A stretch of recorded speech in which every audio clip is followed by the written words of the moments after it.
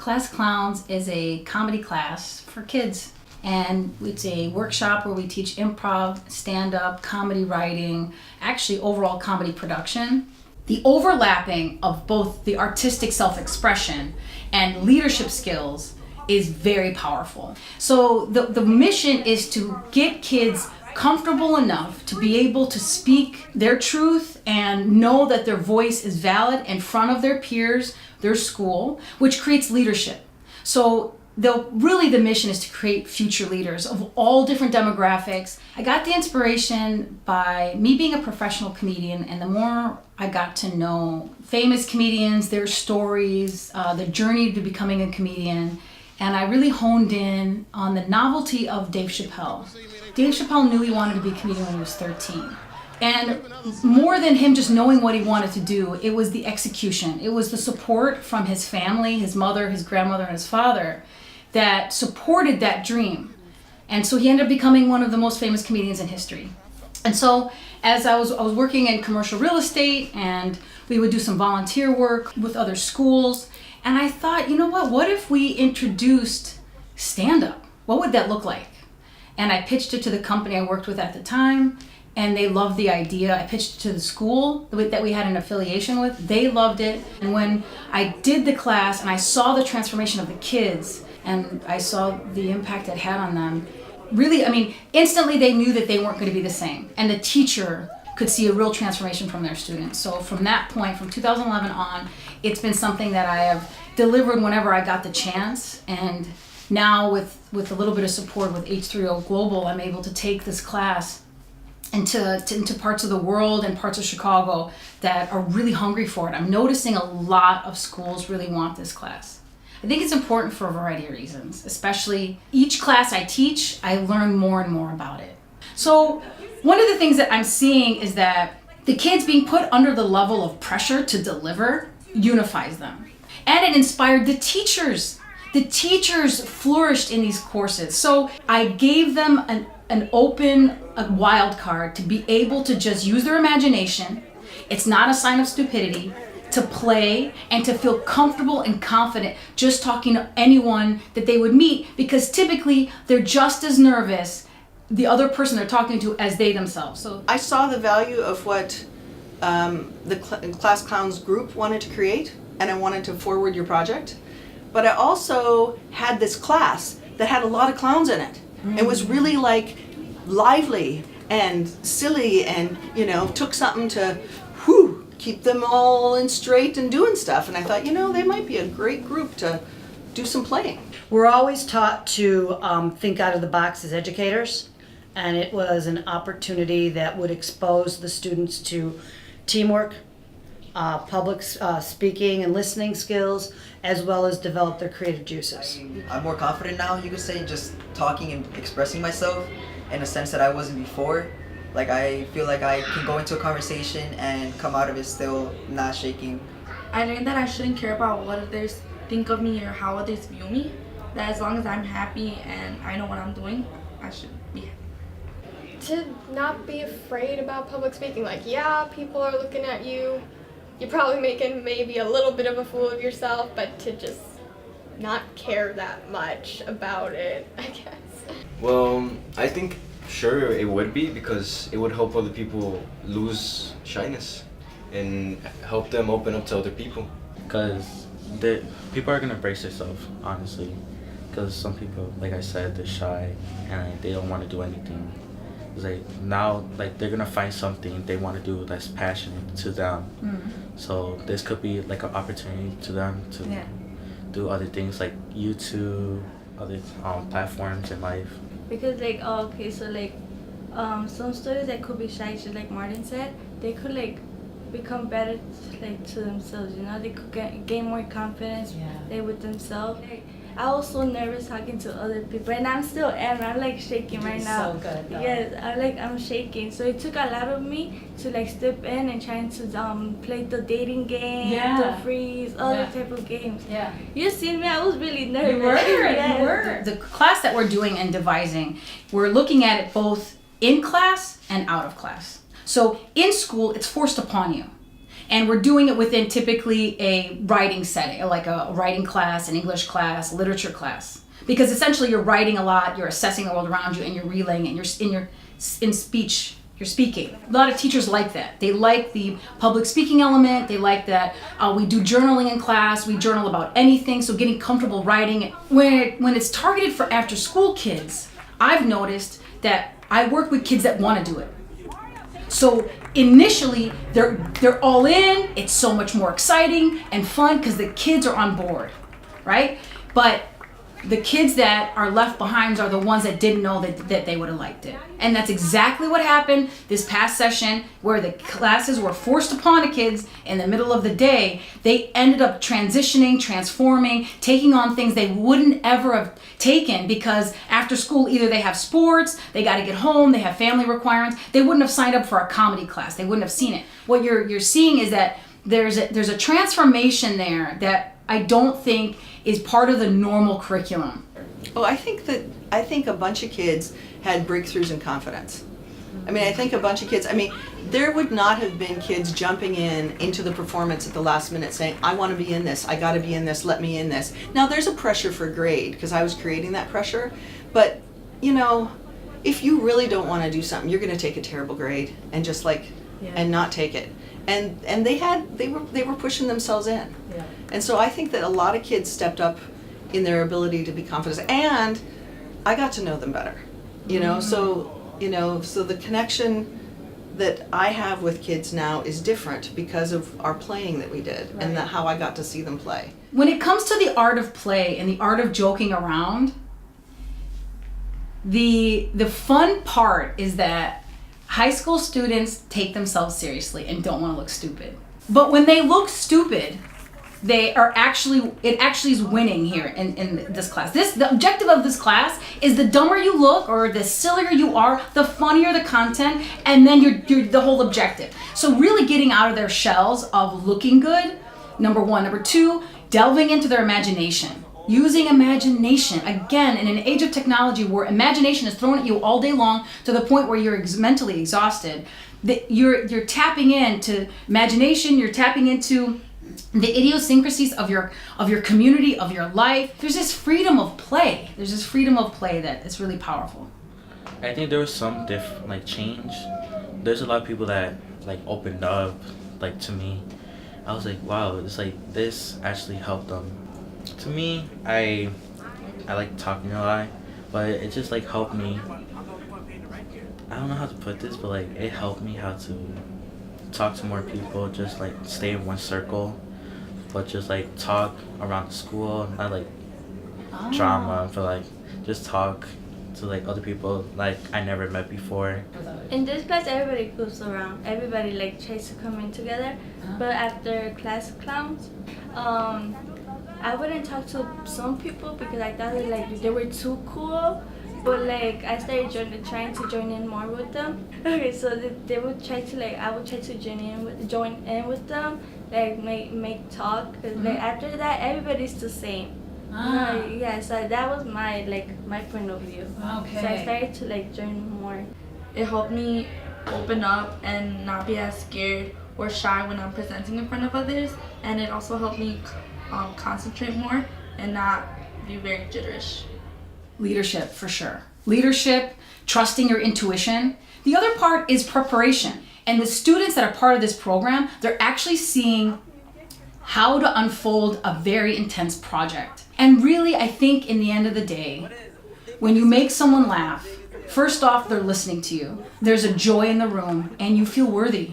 Well, if kids look back, when they're faced with something that's hard, particularly speaking in front of other people, but they've done it once before, they have something to look back on and say, I did this once, I can do it again. And I just think that that's really valuable, because they're going to have to interview for jobs. They're going to have to do lots of talking in their life. Again, not so much the telling of the jokes, but mannerism in front of people, how you're supposed to keep your hands together.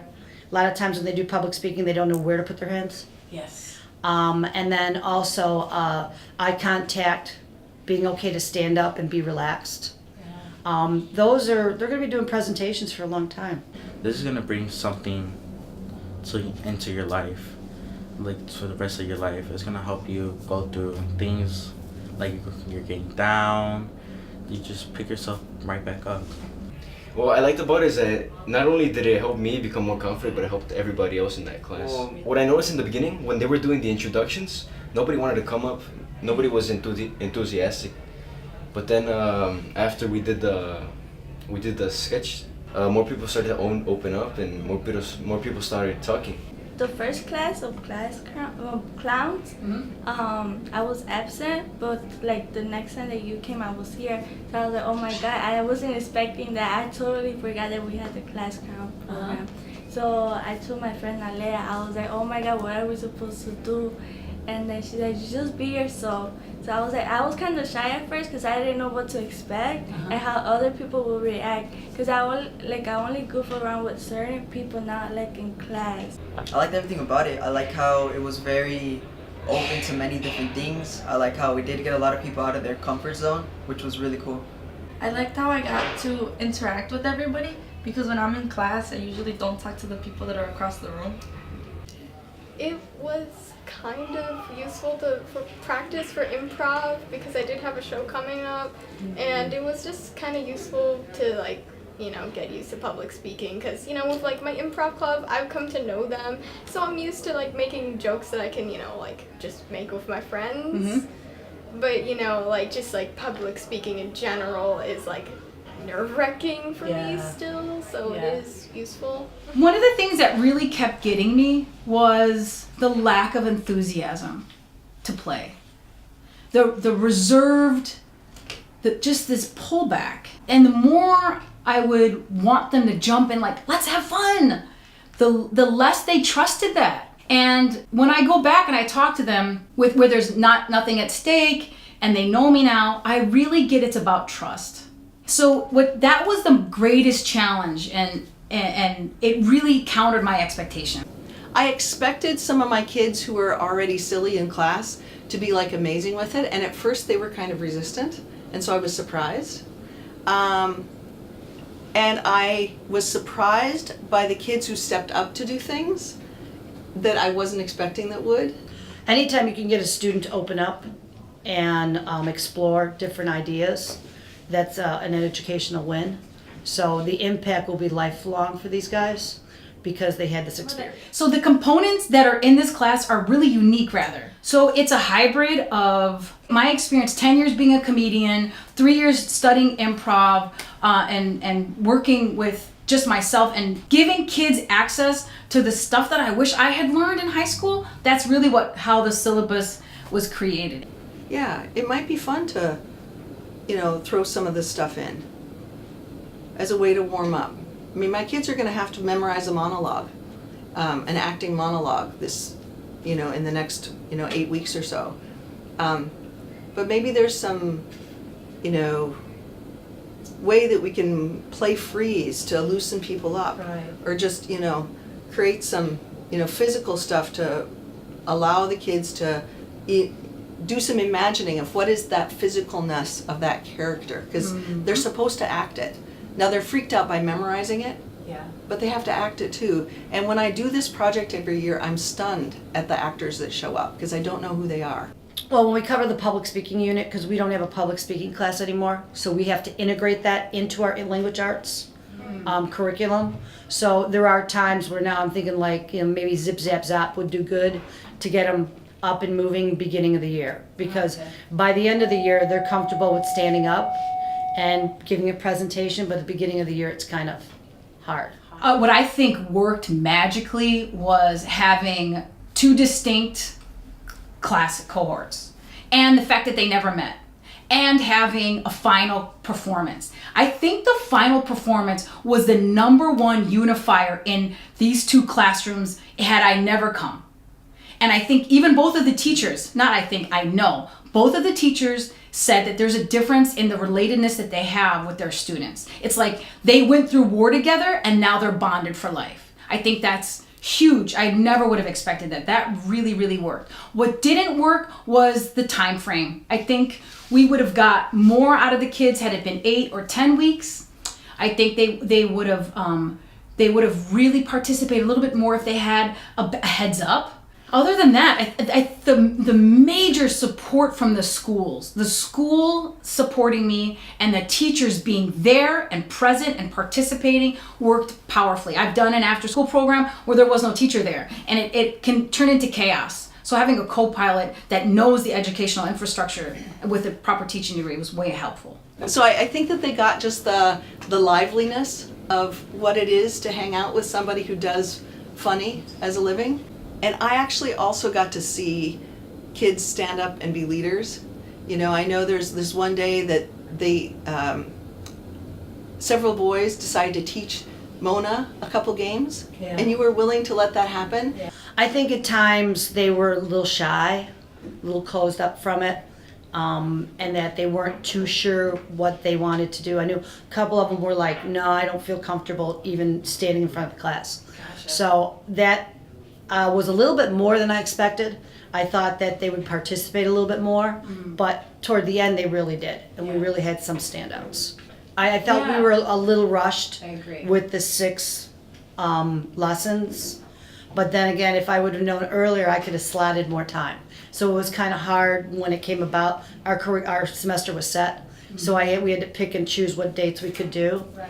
But if we could plan it long term, like next year we're going to come in for quarter 2, then I can slot it a little bit better. Love it. Okay. Great. And then integrate it with maybe a project they're doing. The main problem was that there was tons of talking when other people were trying to do their performance. Some challenges is like people, they're very shy, and then like it's like it's okay to be shy, but like express yourself. That's what like I told myself, like just go up there. It's like you only have one chance in life to do this. It's like my mom always told me this too. It's like just express yourself, just be yourself. Some students not stepping up, making them step up, like to join the other people. Honestly, I would just say to make more activities, like, cause for my Spanish class, I didn't know nobody, and the teacher like he wanted us to step in, so he made us sing a song in front of everybody in groups. Okay. So that's how like, and after that, like the first week it was kind of weird, but since he started doing the activities, everybody started like coming together. The beginning was, I feel, was the hardest challenge, just to get people out of their comfort zone. Like there were many people that Mona would really try to get people into the shit, like into the mood, into the thing, but no one really wanted to participate. If anything, the biggest thing is just spend a little more time trying to get people out of their comfort zone, but other than that, it was good. Some of the challenges were feeling confident in front of everyone and not having them judge me and like criticize me. If anything, I would say it was more like the timing. I know it was like unfortunately like really rushed, but I also feel like just in like the regular English class, like having the comedy class and our regular English was like really hectic, and like having the deadlines for our English project put a lot of pressure on everybody. I think the class needs more time. I'd like to run another class where we compare an in-school session and an after-school session. Basically done almost similarly, where it's done on the same day, 2 different cohorts, to see the different transformation. I'd like to have it 8 to 10 weeks. I'd like to weave it in and out of the school's curriculum so that it's not like boom, boom, boom, boom, and then I'm gone. And I'd like to be a consistent voice. So I think that this class on its own should be consistently part of the curriculum, and I'd like to see that. That's really what I need more time. Things that really worked were like the easy stuff, like everybody standing up and saying something at a microphone as a way to break the ice was really good. The day that you brought candy, I thought, oh yeah, that was like brilliant. And then things, and just repeating some of the games and doing some of the games more than once so they can start getting more comfortable. Yeah. You know, and the mistakes we made were not pitching out some stuff, like I thought dating game was great. No, dating game didn't work really. It just it wasn't that great. But I thought it was great. But I should have shut up. All right, I think what worked was the role playing, where it actually was hands-on, doing different techniques. I think that if they watched a little bit more of stand-up comedians doing the actual process, which there's not video of, you can't find them. This is how I plan, and that would have been really essential. I see both. More than after school or in school, having a bilingual class. And I really got that. This particular class, I asked, would you guys like it in Spanish? They said, oh, absolutely. Because I think especially for Americans that speak Spanish, that don't always feel completely comfortable, and those in predominantly Hispanic neighborhoods where the parents don't feel completely connected to the school system or to the community, and the student ends up being the translator, I think that would really be more powerful. So in school serves powerfully. After school, I know it works. But now I want to look at having both and then having it maybe bilingual. If you did it as an after-school, out-of-school program, you're going to get the kids who would sign up for an improv class anyway. As an in-school program, you're actually going to expose a bunch of kids to something they've never seen, which is more interesting. But it's harder. You know, I remember that first day, I think we had students who were shaking, who were terrified to speak a word. And they weren't that terrified kid at the end. Right. But that first day was really, really confronting.